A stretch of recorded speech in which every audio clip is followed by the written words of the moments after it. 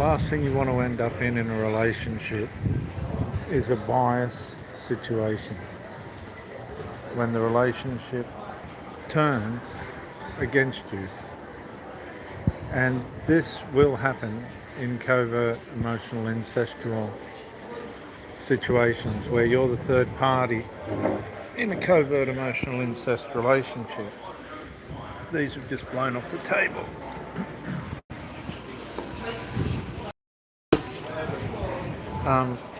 Somewhere along the line, the bias is going to get you. What you'll find is if you're the partner of an adult and they have the child on the pursuit of you, those children will be working flat out behind your back to try and sabotage your relationship with the parent. It's just human nature to do that. It's just the DNA nature. If you're not in the DNA of that family group or what's left of the family group, then you're an outsider and you're an intruder and you will be treated as such. So you come down to the mercy of the person that you're with, the parent. Now it takes a very peculiar parent to be able to withstand the assault of their children, because these assaults are fierce, very, very fierce, and they're very, very lethal. And what you'll find is the parent will have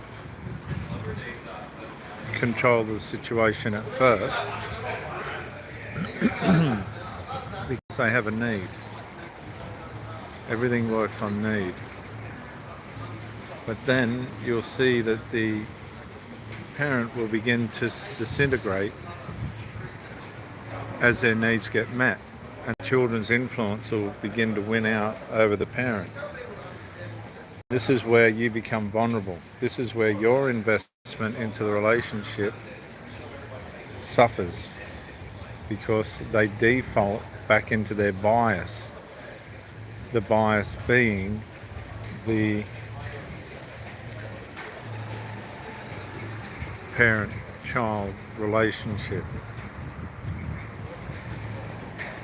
Now, how do you stop this from happening? Well, from my experience, you can't.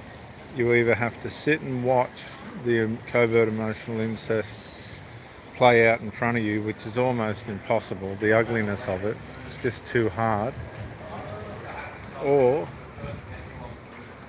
you abandon the relationship before you get abandoned anyway, because what happens is these people wear out. They wear each other out. You're usually going to be the reason for that, and ultimately you will be cut off. That's how this bias works, because you're not a part of the DNA. These things were forming. The covert emotional incest was forming and formed long before you come along.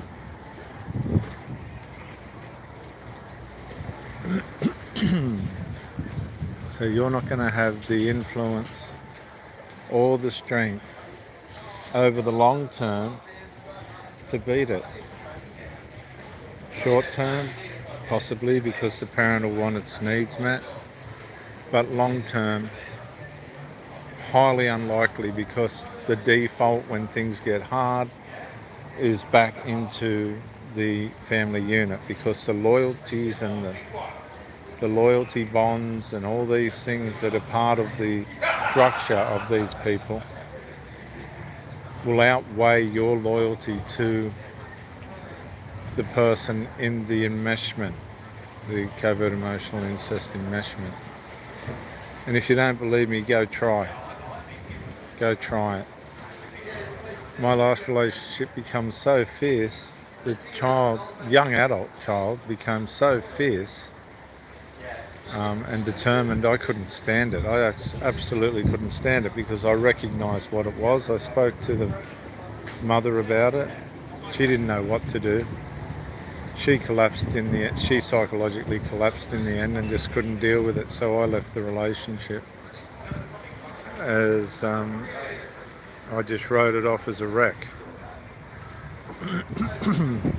There was nothing else I could do because the person changed.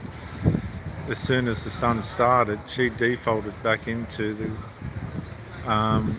putting him on the pedestal and choosing his time and his place. And look at it's just so blatant. Once you know what covert emotional incest is and you identify it, it becomes so blatant, just so horribly blatant. And the loyalty bonds and the servitude and sacrifices and the it's almost cult-like. That's the only way I can explain it. It's almost like cult-like, and the bias will always go towards the blood related. It will always go towards the family that you're trying to connect with. It was so bad that this boy would have a birthday party and he just blatantly wouldn't invite you. He just leave you straight out. That's all there was to it. You're out of, not invited. And then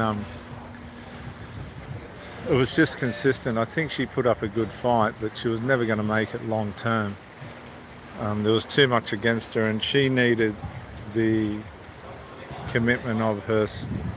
She needed to be loyal to that young boy, so that she wouldn't jeopardize that relationship, as it were.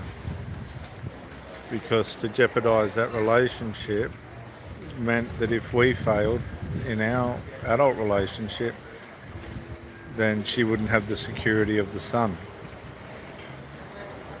So the bias always goes to the blood related. You have to understand this. That's why recognizing covert emotional incest is so important. It is just critically, vitally important. Not many people are aware that this exists. They've suffered from it. A lot of people have suffered terribly in relationships trying to deal with these covert emotional incest ties and bonds amongst people. But no. You'll never win, because the bias will always go towards the DNA. And what you'll have sometimes too, it can get really complicated. You'll have the covert emotional incest relationship working between the parent and the child, and then you'll have the parent that's been excommunicated or left the relationship working against your relationship as well. I mean, it's almost a no-win situation that you find yourself in, because all the loyalties are messed up and mixed up, and this happens over a duration in which the person that you're with filled up and caught up with themselves through your emotional input, and therefore they default back to their DNA, to their situation in which they're used to, their culture that you were not a part of. So covert emotional incest has terrible bias, a bias of which you, as the one trying to be grafted in, will be cut off. And I mean severely cut off. Once the covert emotional incest penetrates any confidence the person has in you, in the relationship, be it legitimate or not, you will be cut off. It's just how it works. You'll notice the person start to pull away. You'll notice the person start to withdraw. You'll notice the person start to spend more time with the covert emotional incest partner. They will have the preference. So you'll have to make some very serious decisions if you're in this situation. You can scream, fight and argue, but at the end of it, you will be on the outside because you're not part of the DNA of these people. This is Dr. Jason W. Morrison, theologist, New South Wales, Australia. Bye for now.